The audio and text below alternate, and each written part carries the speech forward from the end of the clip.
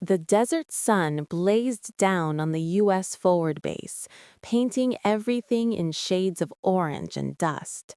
The distant hum of helicopters filled the air, interrupted by occasional thunderous explosions that shook the perimeter fences. Captain Sarah Sarge Monroe adjusted her tactical vest, scanning the horizon with sharp, hawk-like eyes. This wasn't just another mission. This was the front line of a war that could spiral into global chaos. Sarah had been deployed before, but nothing felt like this. The US and Iran were at the brink, and every intelligence report hinted at an imminent strike from the Iranian Revolutionary Guards.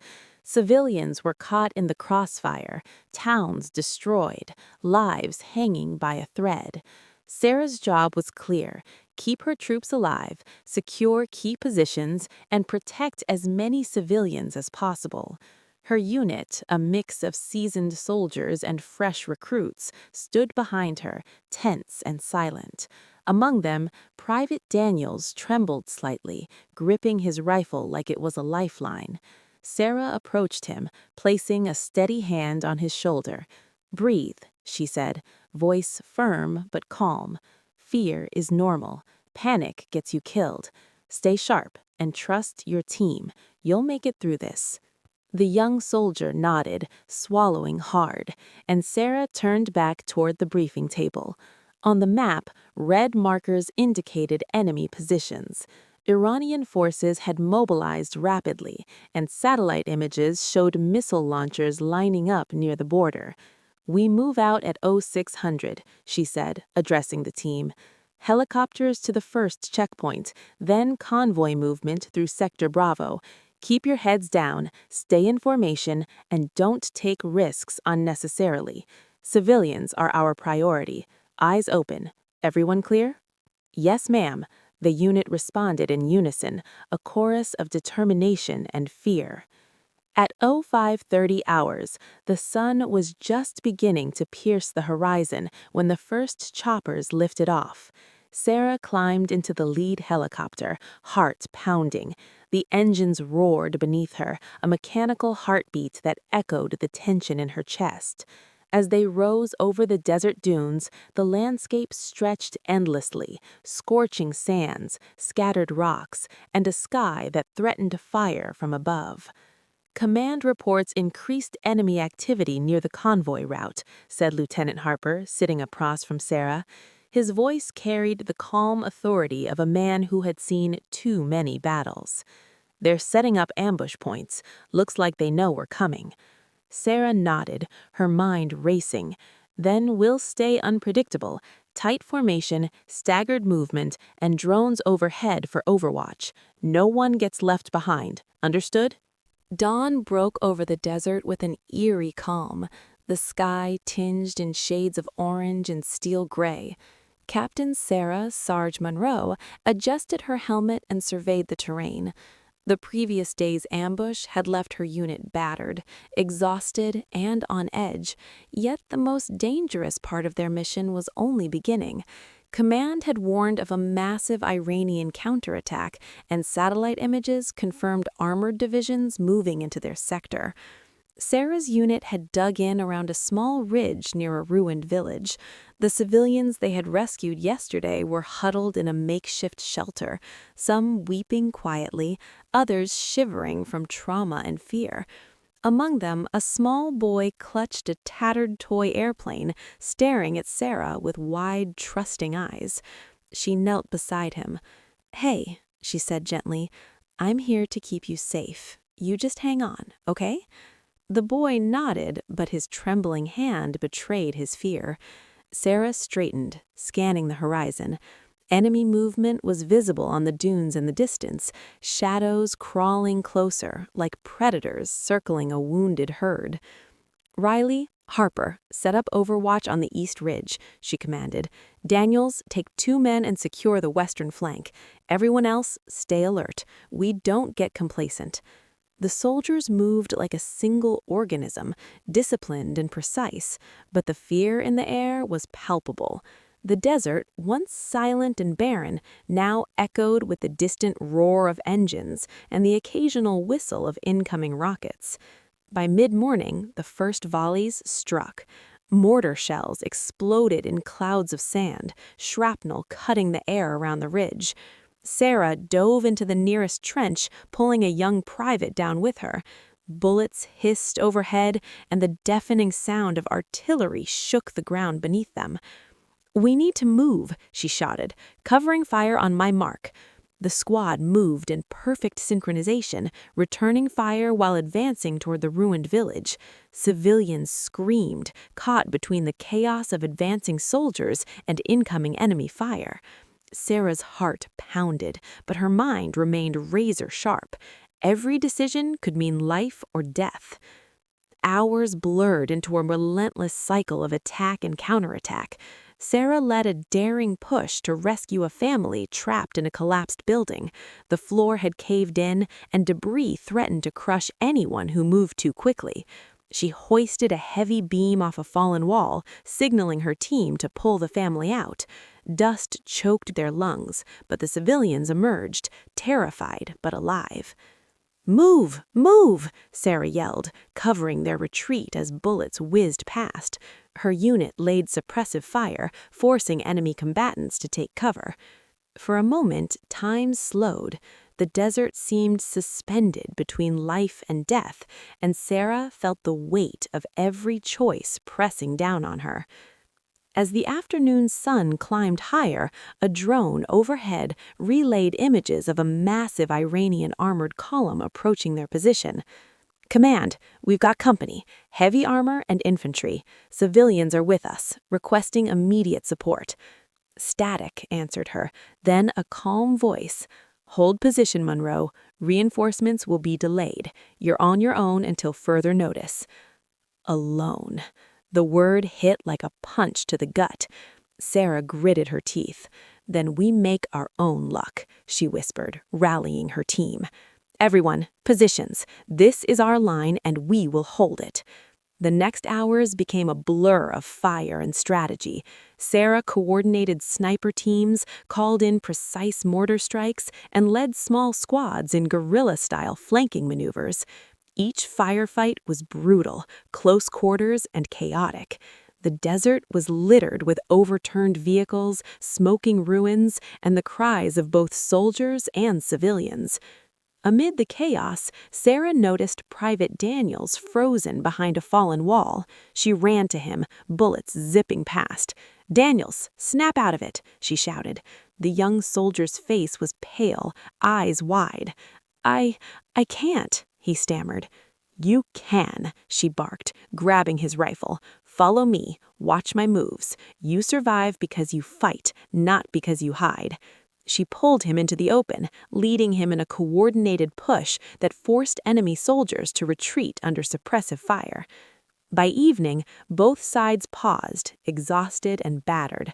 The civilians were safe for the moment, huddled in the ruins, while soldiers patched wounds and checked ammo.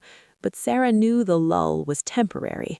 Satellite data and intercepted communications confirmed the enemy's plans, a massive, coordinated night assault, aiming to overwhelm them before reinforcements arrived.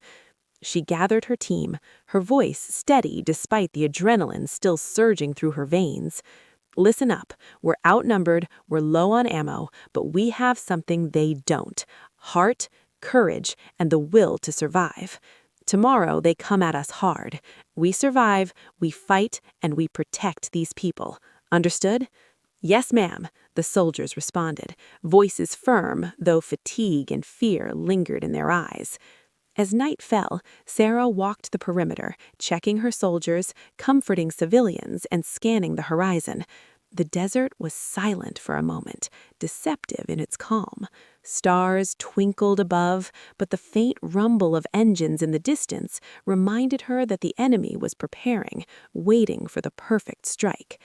She paused beside the small boy she had comforted earlier. He clutched his toy airplane, wide-eyed. "Are they coming back?" he asked quietly. Sarah knelt, placing her hands on his shoulders. "They might try," she said softly, "but we're not going anywhere. We protect you no matter what. I promise." The boy nodded, finally letting out a shaky breath. Sarah arose, determination hardening her resolve. She knew the night would be long, the enemy relentless, and the next day would test every ounce of strength she had. And as she adjusted her rifle, checked her team, and prepared for the impending onslaught, Sarah whispered to herself, "Surrender isn't an option. Not today, not ever." The second part ends with the looming threat of a massive night assault, enemy forces closing in, reinforcements delayed, and civilians relying on Sarah's courage. The audience is left on edge, anticipating an explosive battle at dawn. Dawn broke over the desert like a shard of fire against steel-gray skies. The once calm horizon now churned with the silhouettes of advancing enemy forces. Captain Sarah Sarge Monroe crouched behind a jagged ridge, her rifle ready, scanning every movement. The night assault had begun hours ago, a relentless onslaught of rockets, gunfire, and the ominous roar of armored vehicles grinding across sand dunes. Her unit was exhausted. Morale wavered as casualties mounted. Private Daniels, once frozen in fear, now moved with grim determination, his hands steady but his face pale. Sarah glanced at him, giving a brief nod. "You've come a long way, soldier. Keep it up."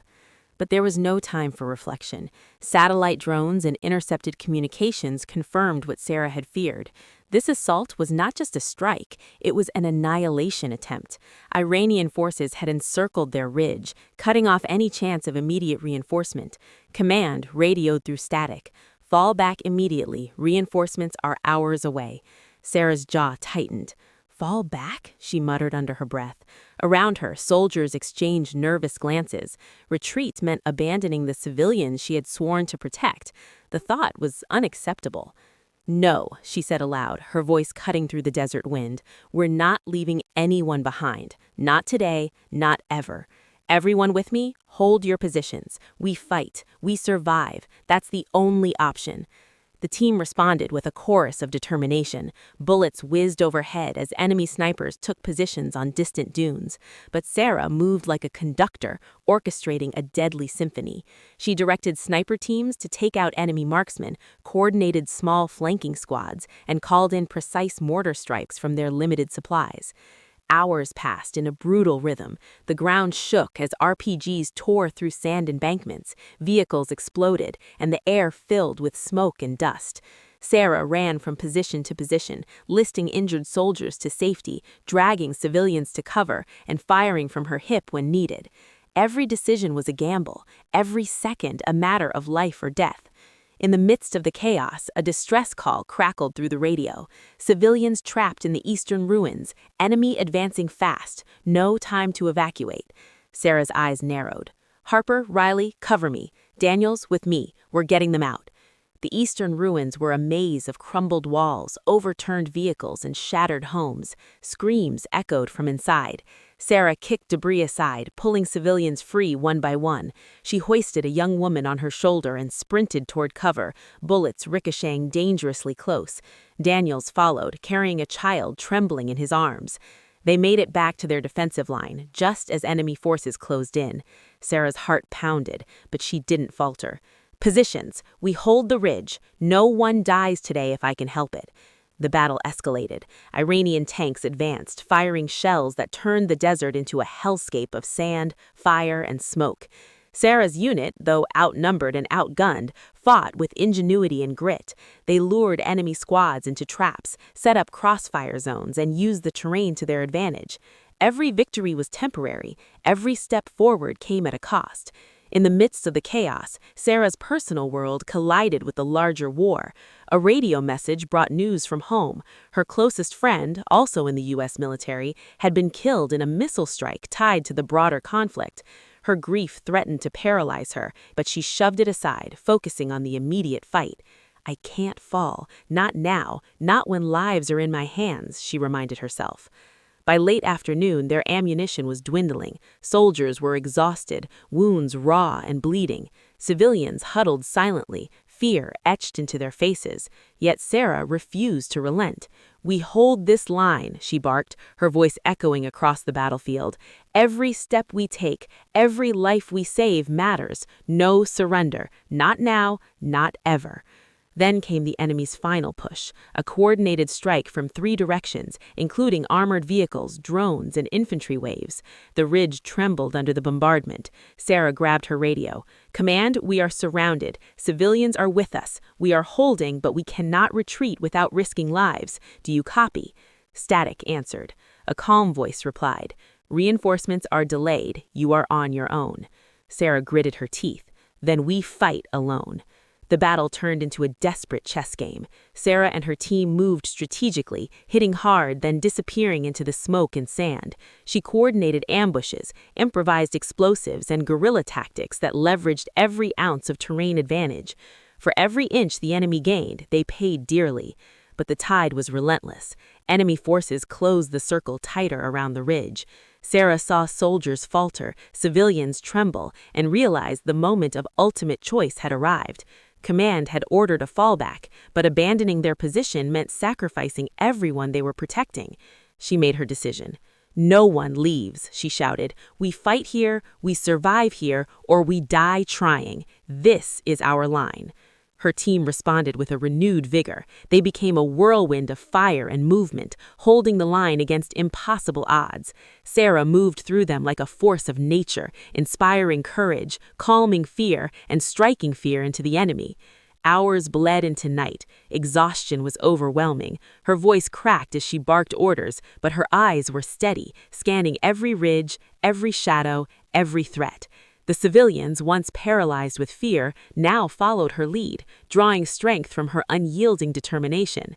Finally, as darkness fell, the first signs of reinforcements appeared on the horizon. Tanks rumbled, and helicopters pierced the night sky, bringing relief. Sarah allowed herself a brief exhale, knowing the battle was not over, but they had survived the heart of the storm. She looked over her team and the civilians, seeing their faces etched with exhaustion, fear, and relief. The cost had been high: wounded soldiers, lost comrades, and civilians traumatized, but they had held. Against all odds, they had refused to surrender. And as the desert night swallowed the battlefield, Sarah whispered to herself, "We survived, but the war isn't over, and neither am I." The desert was quiet now, but the silence was thick with smoke, ash, and the lingering scent of gunpowder. The ridge that had been the site of a relentless battle lay scarred and shattered, dotted with charred vehicles and craters where rockets had exploded. Captain Sarah Sarge Monroe stood atop the ridge, surveying the aftermath. Her uniform was torn and streaked with dust and blood. Her hands still trembled from the adrenaline, but her eyes were sharp, scanning the horizon for any remaining threats. It was over, for now. Reinforcements had finally arrived, tanks rolling in and helicopters piercing the sky. Enemy forces had been pushed back, leaving behind the remnants of their failed assault. Survivors from Sarah's unit moved among the wounded, checking for signs of life, treating injuries, and comforting the civilians who had survived the nightmare. Sarah's heart was heavy. She had lost friends in this battle, seen soldiers fall beside her, and witnessed the terror in the eyes of civilians who had depended entirely on her courage. Yet she also felt an undeniable pride. Against all odds, they had held the line, refused to surrender, and saved countless lives. "Captain Monroe?" Lieutenant Harper approached, his face smeared with dirt and sweat. "Command wants you on the comms. The higher-ups are already reporting your actions. They're calling it extraordinary." Sarah shook her head. "We just did what had to be done." Harper glanced at the ridge, at the civilians being guided to makeshift shelters, and said softly, "Extraordinary doesn't begin to cover it. You kept everyone alive when it seemed impossible." As Sarah spoke with command, she couldn't help but think of the young boy she had comforted back at the start of this battle. He had survived, clutching his toy airplane, eyes wide with awe and relief. She found him now among a group of rescued families, watching over him like a guardian. He waved at her shyly, and she nodded in return, a quiet acknowledgement of their shared survival. Hours later, as the smoke cleared, reporters and military photographers arrived. Images of Sarah standing atop the ridge, rifle in hand, surrounded by exhausted but alive soldiers and civilians, quickly spread across social media and global news outlets. She became a symbol, not just of courage and leadership, but of the humanity that can persist even in the heart of war. Yet, for Sarah, there was little time to celebrate.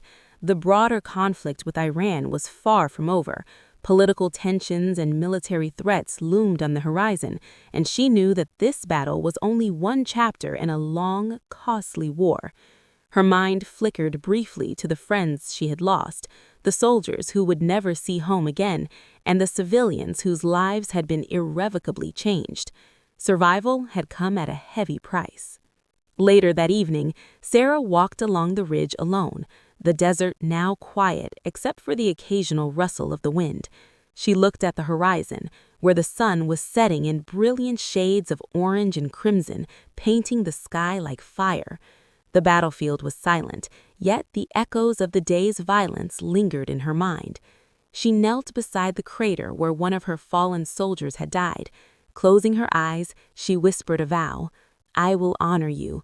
I will protect those who cannot protect themselves, and I will never let this courage fade." Civilians slowly returned to life, cautious but grateful. Families embraced, children played amidst the ruins, and soldiers offered what comfort they could despite the devastation around them. That night, as the first stars appeared over the desert, Sarah reflected on the journey that had brought her here. From the moment she first led her unit into the war zone, through ambushes, night assaults, and impossible odds, she had been tested in every conceivable way. Yet, through courage, determination, and unyielding resolve, she had not only survived, but ensured that countless others survived alongside her. The story of the ridge, of the civilians saved and the soldiers who had fought with her, began to spread far beyond the battlefield. Military analysts praised her tactical genius, civilians shared tales of her bravery, and global news outlets highlighted her refusal to surrender even when facing annihilation. Sarah, however, remained grounded, knowing that true heroism was not in accolades, but in action, in protecting life when every instinct and every order screamed retreat. In the weeks following the battle, Sarah continued her work. She oversaw rebuilding efforts in the ruined village, coordinated medical aid for the wounded, and advocated for the protection of civilians in the ongoing war zone. Each day was a reminder that survival was only the beginning. Purpose, compassion, and leadership were truly what defined her role as a soldier. One evening, as Sarah sat on a ridge overlooking the desert, Daniels approached, now more confident and composed after weeks of intense combat. "Captain," he said quietly, I don't know how we made it through, but seeing you fight like that, I'll never forget it." Sarah looked at him, a faint smile breaking through the exhaustion. "You made it through because you didn't give up. Courage isn't just mine to hold, it's everyone's who stands with me. Never forget that." The war would continue, and challenges lay ahead, but Sarah knew one undeniable truth. Some battles were about more than strategy or orders. They were about humanity, resilience, and the refusal to surrender. And as long as she drew breath, she would fight for that truth, in every mission, on every battlefield. As night deepened, Sarah gazed at the stars, the desert wind carrying the quiet promise of both danger and hope. The story of the ridge, of the civilians saved and the soldiers who had refused to surrender, was now etched into the annals of history. But for Sarah, it was not a story of victory alone. It was a testament to what it meant to be human, to fight not for glory, but for life, for honor, and for the unbreakable spirit of those who stand against impossible odds. And as the first light of dawn crept over the horizon, Sarah arose, ready for whatever challenges lay ahead, carrying the weight of the past, the responsibility of the present, and the hope for a future built on courage, sacrifice, and unwavering resolve.